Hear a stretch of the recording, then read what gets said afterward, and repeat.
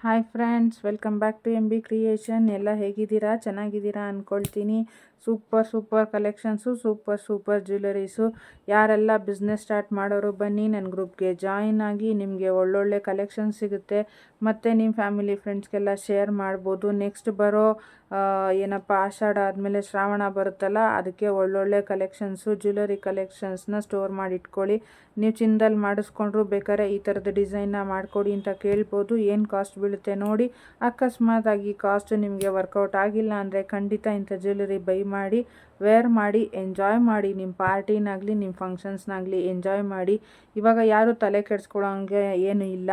ಕೆಲವರೆಲ್ಲ ಮನೆಯಲ್ಲೇ ಆರಾಮಾಗಿ ಕಾಸ್ಟ್ಲಿ ಆಗೋಯ್ತು ಅಂತಂದರೆ ಡ್ರೆಸ್ಗಳು ಅಷ್ಟೇ ತೊಗೊಂಡು ಬಂದು ಮನೇಲೇ ಹೊಲ್ಕೊಳ್ತಾರೆ. ಎಲ್ಲ ಆಲ್ಮೋಸ್ಟ್ ಮನೆಯಲ್ಲೇ ಎಲ್ಲ ರೆಡಿ ಆಗಿಬಿಟ್ಟಿದ್ದಾರೆ ನಮ್ಮ ಹೆಣ್ಮಕ್ಳು. ಸೂಪರ್ ಅಂತ ಹೇಳ್ಬೋದು. ಹೆಣ್ಮಕ್ಳು ಸ್ಟ್ರಾಂಗು ಅಂತ ಹೇಳ್ತಾರಲ್ಲ, ಆ ರೀತಿಲಿ ನೋಡೋದು, ಯೂಟ್ಯೂಬ್ ನೋಡೋದು, ಯಾವ್ದು ಗೊತ್ತಿಲ್ವೋ ಅದನ್ನೆಲ್ಲ ಕಲ್ತ್ಕೊಳ್ಳೋದು, ಮನೇಲೇ ಹೊಲಿದು ಆರಾಮಾಗಿ ನಮಗೆ ನಾವೇ ವೇರ್ ಮಾಡ್ಬೋದು. ಆಚೆ ಹೋಗಿ ಅದಕ್ಕೆ 15-20 ಸಾವಿರ ಕೊಟ್ಟು ಅವ್ರಿಗೆ ಇದನ್ನು ಸರಿ ಮಾಡಿ ಅದನ್ನು ಸರಿ ಮಾಡಿ ಆಲ್ಟ್ರೇಷನ್ ಇದೆ ಅಂತ ಹೇಳೋಂಗೆ ಏನೂ ಇಲ್ಲ. ಎಲ್ಲ ಆರಾಮಾಗಿ ಮನೇಲೇ ಕಲ್ತ್ಬಿಟ್ಟಿದ್ದಾರೆ.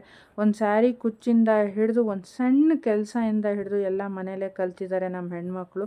ಅವ್ರು ಯಾವತ್ತಿದ್ರೂ ಬೇರೆಯವ್ರ ಮೇಲೆ ಡಿಪೆಂಡ್ ಆಗಲ್ಲ ಅನ್ನೋದಕ್ಕೆ ಅವ್ರು ನಡೆಸ್ತಾ ಇರೋ ಯೂಟ್ಯೂಬ್ಗಳಾಗಲಿ, ಆಮೇಲೆ ಅವ್ರು ಮಾಡ್ತಾ ಇರೋ ಕೆಲಸಗಳೇ ಸಾಕ್ಷಿ ಅಂತ ಹೇಳ್ಬೋದು. ಯಾಕಂತಂದರೆ ಅವರು ₹1 ದುಡಿದ್ರೂ ಅದು ಏನಕ್ಕಾರ ಆಗುತ್ತೆ ಅನ್ನೋದಕ್ಕೋಸ್ಕರನೇ ದುಡಿತಾರೆ. ಅದಕ್ಕೇ ಮನೇಲೇ ಕೂತ್ಕೊಂಡು ಮನೆ ಕೆಲಸ ಮುಗಿಸಿ ಆಮೇಲೆ ಬಂದು ಆ ಕೆಲಸ ಮಾಡಿ ಮನೆ ಮಕ್ಕಳನ್ನೆಲ್ಲ ನೋಡಿಕೊಂಡು ಮತ್ತೆ ಮಕ್ಕಳನ್ನ ಕರ್ಕೊಂಡು ಬರೋದಾಗಲಿ, ಅವ್ರು ಬಂದಮೇಲೆ ಅವ್ರದ್ದು ಬೇಕಾಗಿರೋ ಆಗು ಹೋಗುಗಳನ್ನಾಗಲಿ, ಮನೆಯವ್ರದ್ದು, ಅತ್ತೆ ಮಾವಂದು, ಎಲ್ಲರದು ಫುಲ್ ಫ್ಯಾಮಿಲಿ, ಹೋಲ್ ಫ್ಯಾಮಿಲಿ ನಮ್ಮ ಮನೆ ಹೆಣ್ಮಕ್ಳ ಮೇಲೇ ಜವಾಬ್ದಾರಿಯಾಗಿ ಕೂತಿರುತ್ತೆ. ಅದನ್ನೆಲ್ಲ ಹ್ಯಾಂಡ್ಲ್ ಮಾಡಿಕೊಂಡು ಲೈಫ್ ನಿಭಾಯಿಸೋದು ತುಂಬಾ ಕಷ್ಟ. ಯಾರೆಲ್ಲ ಅದನ್ನು ಸುಲಭ ಅಂದ್ಕೊಂಡಿದ್ದಾರೋ, ನೀನು ಮನೇಲಿ ಕೂತ್ಕೊಂಡು ಏನು ಮಾಡ್ತೀಯಾ ಅಂತ ಕೇಳ್ತಾರಲ್ಲ, ಅವ್ರಿಗೆಲ್ಲ ಇದೊಂದು ಒಳ್ಳೆ ಉತ್ತರ ಅಂತ ಹೇಳ್ಬೋದು. ಇದನ್ನು ಯಾರು ಒಬ್ಬರು ವಿಡಿಯೋ ಮಾಡಿ ಹಾಕಬೇಕು. ಯಾಕಂತಂದರೆ ಮನೇಲಿ ಕೂತ್ಕೊಂಡು ಏನು ಮಾಡ್ತಾರೆ ಅನ್ನೋದು ಅವ್ರಿಗೆ ಮಾತಾಡೋಕ್ಕೆ ಆಗಬಾರ್ದು ಅಂಥವ್ರಿಗೆ. ಬೆಳಗ್ಗೆ ಎದ್ದಾಗಿಂದ ಹಿಡಿದು ಮತ್ತು ರಾತ್ರಿ ಮಲ್ಕೊಳ್ಳೋವರೆಗೂ ಏನೇನು ಕೆಲಸ ಇರುತ್ತೆ ಅಂತ ಆಲ್ಮೋಸ್ಟ್ ಆಲ್ ಯೂಟ್ಯೂಬ್ ಫಾಲೋ ಮಾಡ್ತಿರೋರಿಗೆ, ನೋಡಿರೋರಿಗೆ, ನೋಡ್ತಾ ಇರೋರಿಗೆ ಎಲ್ರಿಗೂ ಗೊತ್ತಿರುತ್ತೆ. ಆದರೆ ಮನೆಯಲ್ಲಿ ಬರೀ ರೀಲ್ಸ್ ತಳ್ತಾ ಇರ್ತಾರಲ್ಲ ಕೂತ್ಕೊಂಡು ಗಂಡಸರು, ಅವ್ರ ಮನೆ ಆಫೀಸ್ಗೆ ಹೋಗೋದು, ಮನೆಗೆ ಬರೋದು, ನೀನೇನು ಮಾಡಿದೆ, ನೀನು ಹಾಗೆ ಮಾಡಿದೆ, ಹೀಗೆ ಮಾಡಿದೆ, ಸರಿಯಾಗಿ ಮಾಡಿಲ್ಲ, ಇದು ಸರಿ ಇಲ್ಲ, ಅದು ಸರಿ ಇಲ್ಲ ಅಂತ ಹೇಳೋದು ಒಂದೇ ಗೊತ್ತು. ಇವಾಗಿನ ಮನೇಲಿರೋ ಗಂಡಸರೆಲ್ಲ ಮಾಡ್ತಾ ಇರೋದೇ ಅದೇ ಕೆಲಸ. ಆಫೀಸ್ಗೆ ಹೋಗೋದು, ಮನೆಗೆ ಬರೋದು, ಮೊಬೈಲ್ ನೋಡ್ಕೊಂಡು ಕೂತ್ಕೊಳ್ಳೋದು, ನಂಗೆ ಟೈಮೇ ಇಲ್ಲ ಅಂತ ಅನ್ನೋದು, ಅದೊಂದನ್ನು ಮಾತ್ರ ಹೇಳ್ತಾರೆ.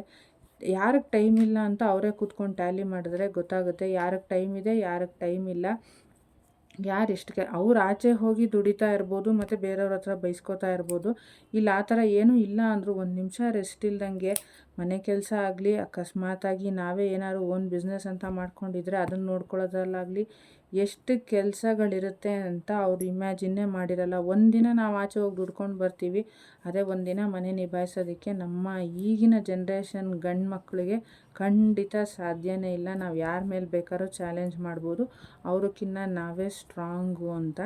ಆಲ್ಮೋಸ್ಟ್ ಆಲ್ ಯಾರೆಲ್ಲ ಯೂಟ್ಯೂಬ್ ಮಾಡ್ತಾಯಿದ್ದೀರೋ ಅವರೆಲ್ಲರೂ ತುಂಬ ಚೆನ್ನಾಗಿ ಗ್ರೋ ಆಗ್ತಾಯಿದ್ದಾರೆ ಅಂತಲೇ ಹೇಳ್ಬೋದು. ದಯವಿಟ್ಟು ಯಾರೆಲ್ಲ ವಿತೌಟ್ ಸಬ್ಸ್ಕ್ರಿಪ್ಷನ್ ನನ್ನ ಚಾನಲ್ ನೋಡ್ತಾ ಇದ್ದೀರೋ ಅವರೆಲ್ಲ ಸಬ್ಸ್ಕ್ರೈಬ್ ಮಾಡ್ಕೊಂಡು ನೋಡಿ.